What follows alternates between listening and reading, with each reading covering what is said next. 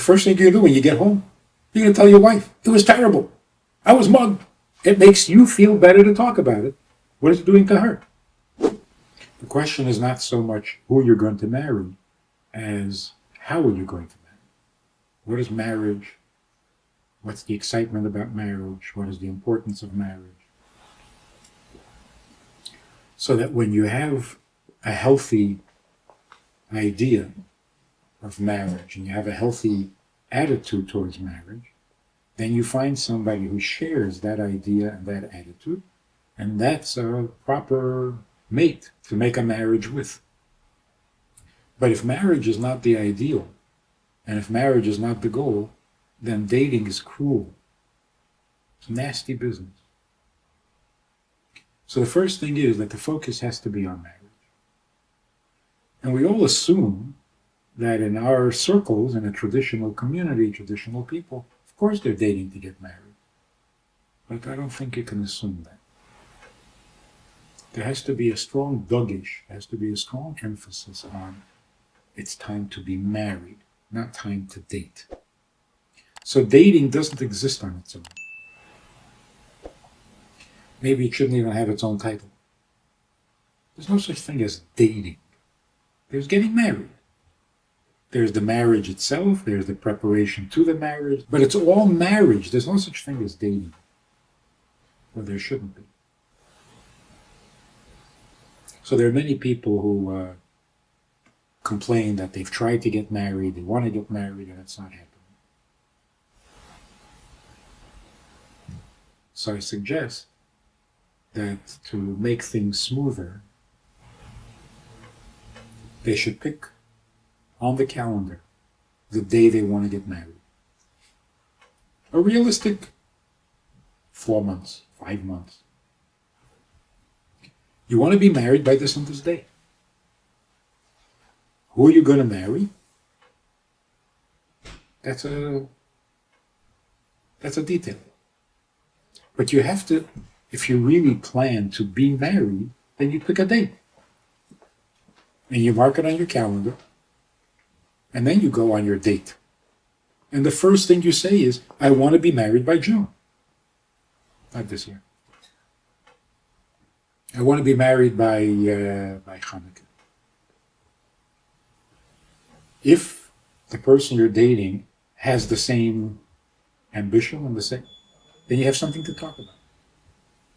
If not, then you're not sure that the emphasis is on the marriage. It could be just dating for the sake of dating. And that's not kosher. And shouldn't be allowed in any society. Because dating for the sake of dating is cruel. Somebody inevitably gets hurt. And there's no upside. Except for entertainment value. So rule number 1 is, dating is the beginning of a marriage. So if a person says, for example, a guy says, I met this girl, she is fantastic, she's great. Nothing, I've got no criticism, she's wonderful. So you're going to marry her? No. Why not? Because what else is out there? Could be the next girl I go out with will be even greater. So why should I settle for this?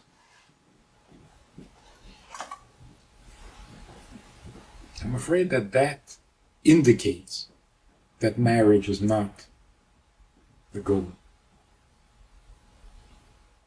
When you make marriage the goal, you go out on a date. If everything works and everything fits and everything is fine, then you get married. There could be somebody better. Of course there could be. After you're married, you'll also find somebody better. But you're married. And the goal is to be married. It's not a beauty contest.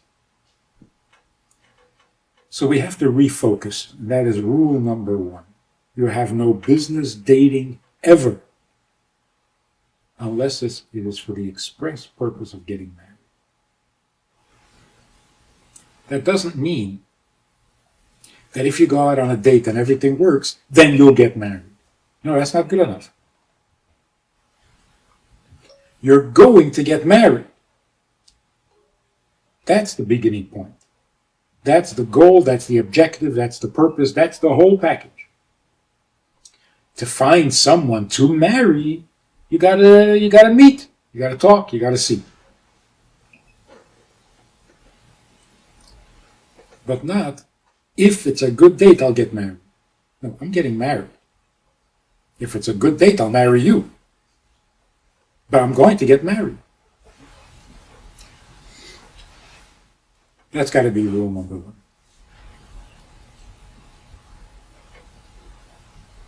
Rule number two. There are rules. There's ways of dating. The right way, the wrong way, the proper way. And there's great wisdom to these rules. For example, you always work with a shadchan. That's the traditional way. Working with a shadchan means more than just having somebody introduce you.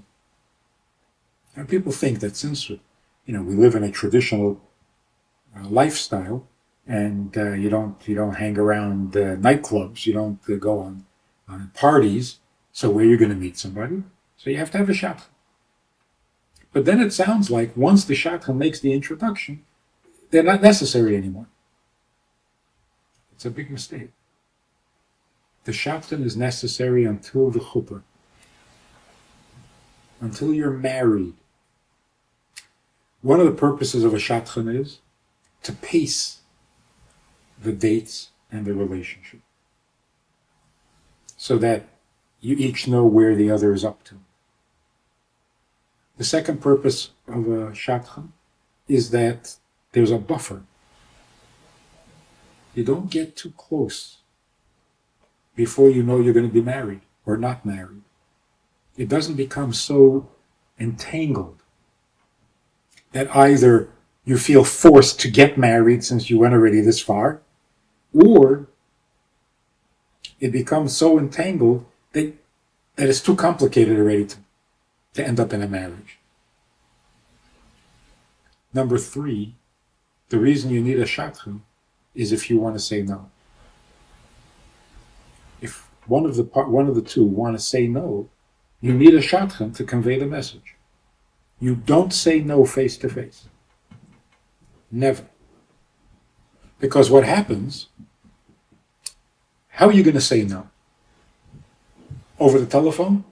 That's nasty. You're going to text her and say, I decided, forget about it. I'm not interested. Sure, you can't do that. So what do? You get together,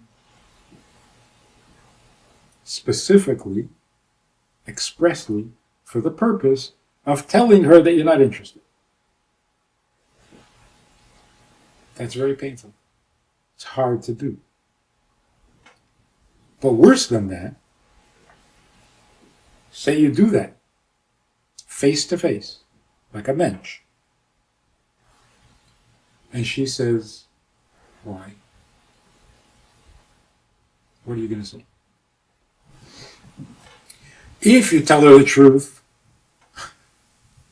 it could be very painful and very hurtful. It can leave her traumatized for years. If you don't tell her the truth, she's upset, she's angry, she knows you're not telling her the truth. There's no nice way of doing this. So what I've heard recently, which is horrendous, it's like criminal behavior.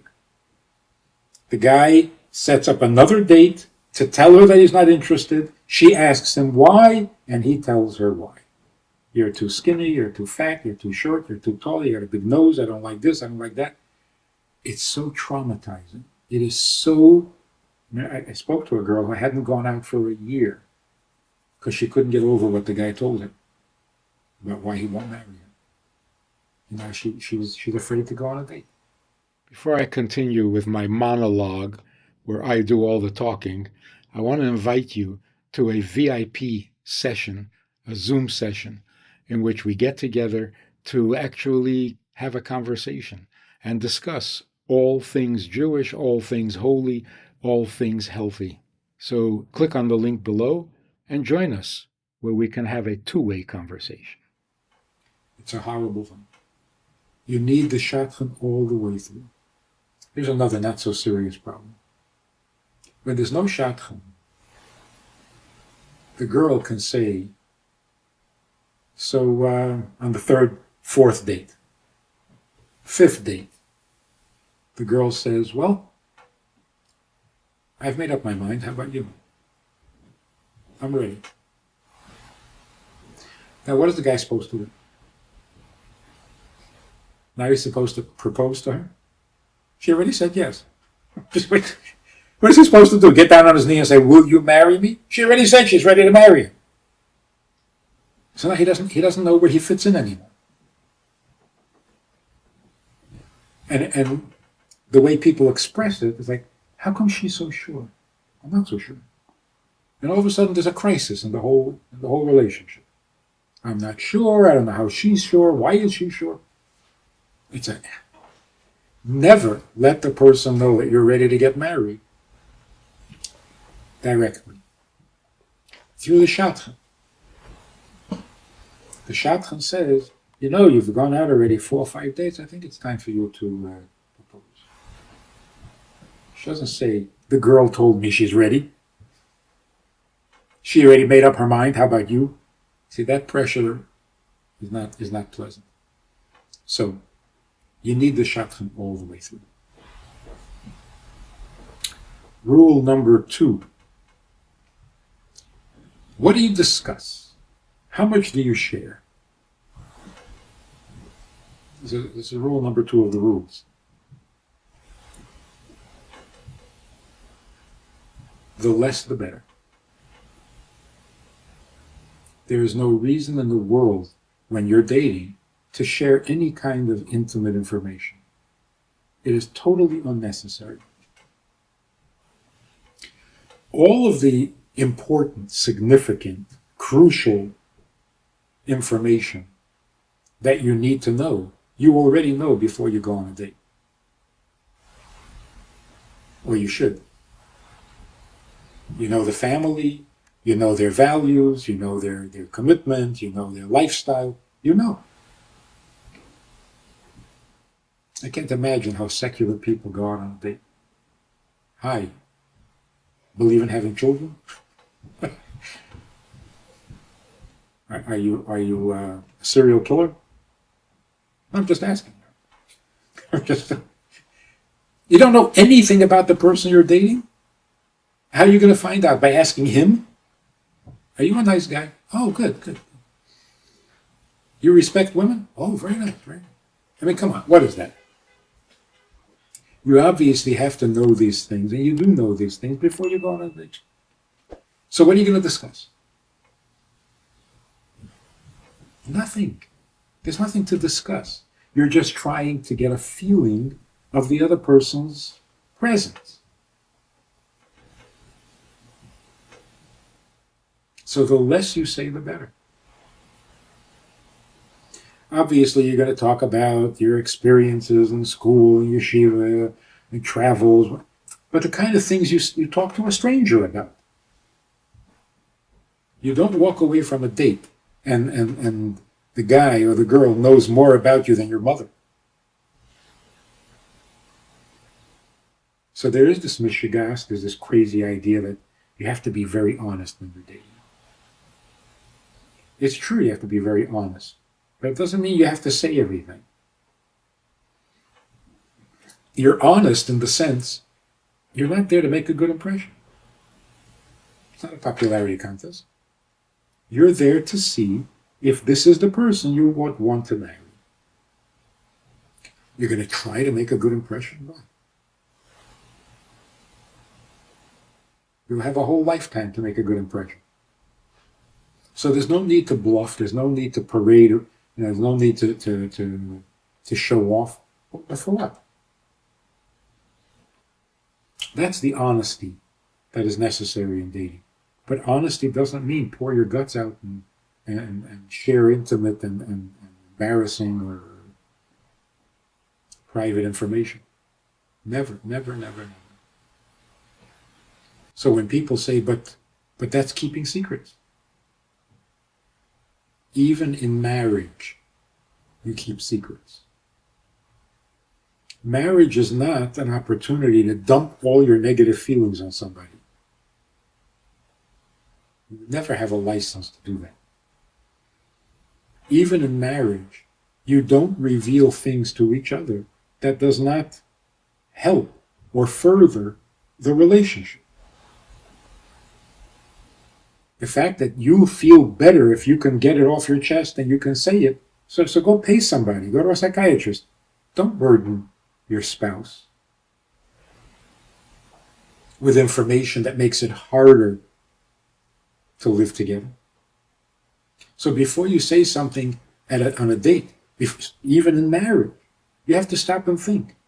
Is this something beneficial? Will this help? Will this make life better and easier? Or will this burden her? And if it burdens her, who gives you the right to do it? So Gemara says if a man has a problem, he should discuss it with his wife. Of course, if it's an issue that a wife can advise, a wife can contribute, then it's practical, it's doable. But something that your wife is just going to have to live with, why would you do that to her? So honesty is not the best policy. Consideration is the best policy. Before you say something, consider, is this beneficial? Is this going to help the person you're talking to, whether it's your husband or your wife? Or will this burden them and make them miserable? So in a relationship, consideration is much more important than honesty. My father was mugged on his way home from work. Never told my mother. Because if he told her, she would worry every night when he was coming home. So he never told her. Now the lazy, spoiled tendencies in our culture is, the first thing you do when you get home, you're going to tell your wife, it was terrible. I was mugged. I almost got killed. It makes you feel better to talk about it. What is it doing to her? So a considerate husband doesn't do that. It's not honest. Consideration is more important than honesty. So what is it that you're trying to discover on a date? You're not looking for information. You have all the information. And the information you don't have, you're not going to get from her. You say, do you have a bad temper? You're going to ask her, and she'll tell you. So that's not what you're there for. And you're certainly not there to make an impression, to show off. So what are you there for? So why does the Torah say that you have to meet the person you marry before you marry her? Obviously, your intentions are, you're going to marry somebody, you're going to love her. So what is the date for? So the word that we use is chemistry. You're going to see if there's chemistry. What exactly does that mean? The Rebbe would always say that if you can't make up your mind, that the deciding factor is hamshachas halev. There has to be some tug on the heart, not just an opinion on paper. What kind of feeling, what kind of tug in the heart do you get after 3 dates? 4 days, 8 days. But it's a stranger. What kind of feelings can't possibly exist or should exist? What is this chemistry? So first of all, Another one of the rules before we get to this chemistry is you don't need a good excuse to say no. If you don't feel motivated to get married, that's a good enough excuse to not date anymore. And I hear this from so many people. I'm really not interested. I don't want to go out on another date. But my reasons are so ridiculous that I feel guilty and I'm going to go out again. It's not a good thing. If you don't feel an attraction and you don't want to spend another hour together, then don't. Yeah, but my only reason is because she's got a freckle. It doesn't matter what your reason is. You don't need a good reason not to marry somebody. So if there is an uncomfortable feeling, no matter how trivial, no matter how silly, no matter how petty, then you don't. You don't need to justify your decision not to go out anymore.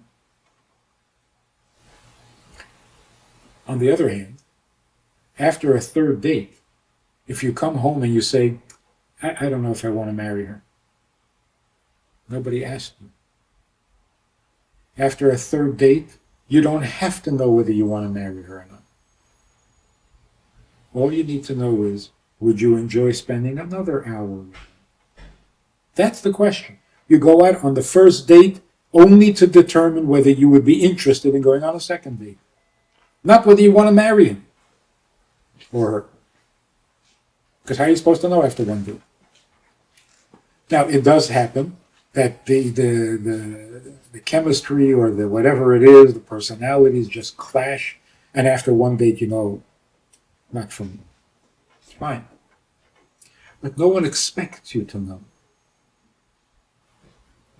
So the only thing you need to determine after talking for 2 or 3 hours is, would you enjoy doing that again? That's the only question at hand. You go out a second time, the only question is, would you enjoy doing it a third time? So there's no pressure that says that after a date you have to know whether you're marrying. Now let's get back to the chemistry.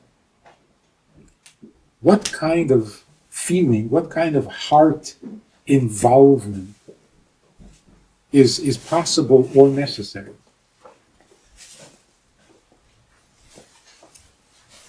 You sit with certain people and you feel comfortable, not excited, comfortable. So that if 5 minutes go by and nobody said anything, it's okay. It's comfortable. But what that comfort itself can be of different types. Some people you feel very confident with, so that if you don't have anything to say for a few minutes, it doesn't bother you. Because you're confident. That's not chemistry. That's just confidence. Chemistry means the person you're sitting with makes you comfortable. That's very different. Now, the person makes you comfortable can also be one of two things. Either the person is, for some reason, comfortable to be with, which is nice, or the person somehow makes you comfortable being you. It's not that you're comfortable with her, it's that you're comfortable with you in her presence. She makes you comfortable being you. If you want to get into more specific, if she is comfortable with him, it means he makes her feel comfortable being a woman. He lets her be a woman, because that's what she is. If he is comfortable with her, it means that she makes him feel okay as a man. So in graphic terms, she makes him feel like a man, he makes her feel like a woman. It's not always conscious. Wow, I feel like a woman. But I feel good. And that's why I would like to do that again. Spend another hour or whatever. That's the chemistry we're looking for. Not some exciting love or infatuation.